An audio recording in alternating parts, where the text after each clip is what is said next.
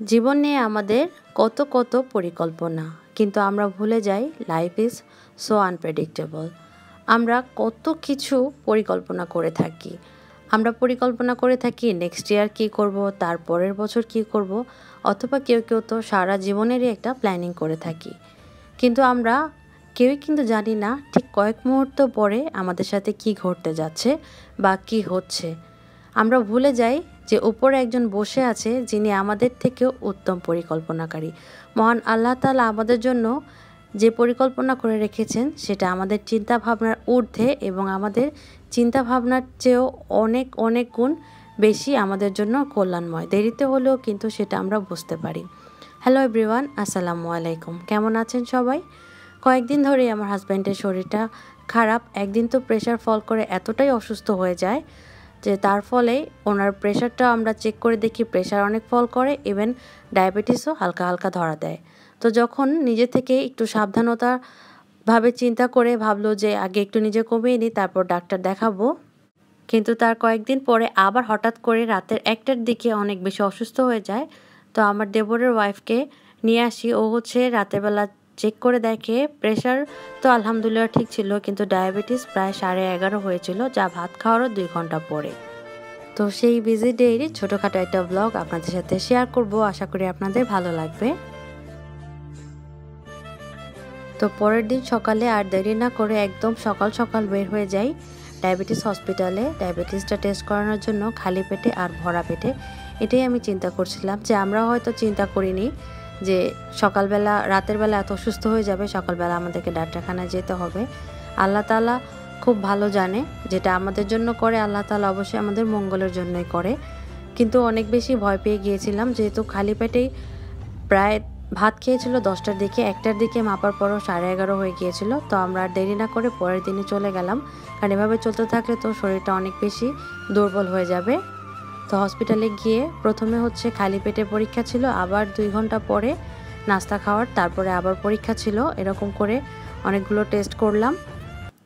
যেহেতু খুব সকালে খালি পেটে সবাই বের হয়ে গিয়েছিলাম, তো অনেক বেশি ক্ষুধা লেগে গিয়েছিল, আমরা একটু নাস্তাটা করে নিলাম।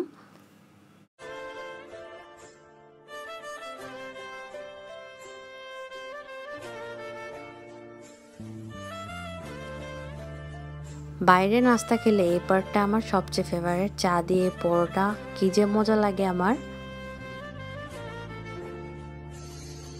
আমরা যেহেতু নাস্তা খেয়ে আবার হসপিটালে গিয়েছিলাম, আরও কিছু টেস্ট বাকি ছিল ভরা পেটে করার জন্য।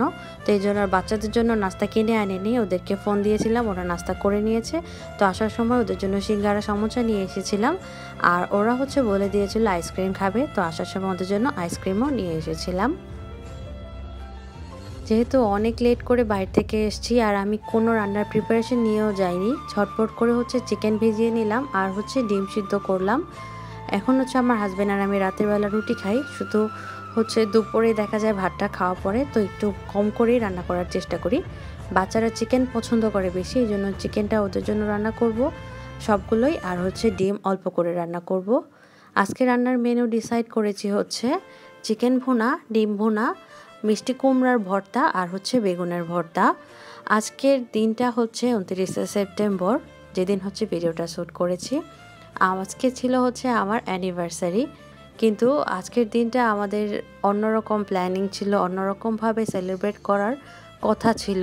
কিন্তু ওই যে বললাম না প্রথমেই যে আল্লাহ তাআলা উত্তম পরিকল্পনাকারী, আল্লাহ তাআলা আজকের দিনটা আমাদের জন্য এভাবে হসপিটালে লিখে রেখেছিল, আর বাসায় সেলিব্রেট করার কথা ভাগ্যে ছিল। যদিও আমরা ডিসাইড করেছিলাম আমরা বাইরে যাব, কিন্তু তারপরেও আলহামদুলিল্লাহ যে আমার হাজব্যান্ড সুস্থ আছে, আমার ফ্যামিলির মেম্বার সবাই ভালো আছি, এটাই আমাদের জন্য অনেক বড় পাওয়া।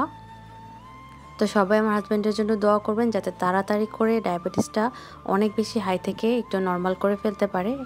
এই জন্য অবশ্য নিজেরও অনেক বেশি চেষ্টা দরকার। ডাক্তার যেহেতু ওষুধ দিয়েছে, কিছু রুটিনভাবে চলতে বলেছে, সেগুলো মেনে চলতে হবে, তাহলে ইনশাল্লাহ অনেকটাই হচ্ছে শরীর ঠিক হয়ে যাবে।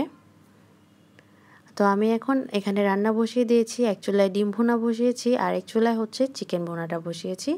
আমার বাচ্চারা চিকেনটাকে হালকা একটু মশলা দিয়ে একটু ভুনা ভুনা খেতে খুব পছন্দ করে, তো সেভাবেই রান্না করছি। আর ডিম ভুনাটা রান্না করছি একটু বেশি মশলা দিয়ে, এটা আবার আমার হাজব্যান্ডের পছন্দ। আর ভর্তাগুলো মূলত আমার পছন্দেই তৈরি করছি। পোড়া বেগুনের ভর্তা আমার খুব বেশি পছন্দ, সাথে মিষ্টি কুমড়া তরকারি ভাজির চেয়ে আমার কাছে ভর্তাটা অনেক বেশি ভালো লাগে। তো আমি এভাবে করে এই রান্নাগুলো কমপ্লিট করছি। আজকে যখন হসপিটালে গেলাম, প্রায় 7টার দিকে হসপিটালে যাওয়া হয়েছিল, তখন যে দেখলাম যে কত মানুষ আর কত মানুষের কত কত সমস্যা।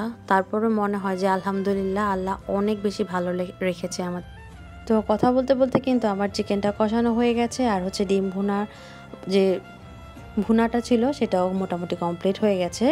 আর এখন এটাকে নামিয়ে নিব আমি। নামিয়ে পরবর্তী যে প্রসেসটা, সেটার জন্য মিষ্টি কুমড়াগুলোকে মশলা দিয়ে মাখিয়ে হচ্ছে আমি ভেজে তারপরে মিষ্টি কুমড়া ভর্তাটা রান্না করি। এটা অলরেডি শর্টস আকারে এটা শেয়ার করেছি, আপনারা চাইলে শর্টস থেকে আমি কিভাবে তৈরি করি সেই রেসিপিটা দেখে নিতে পারেন।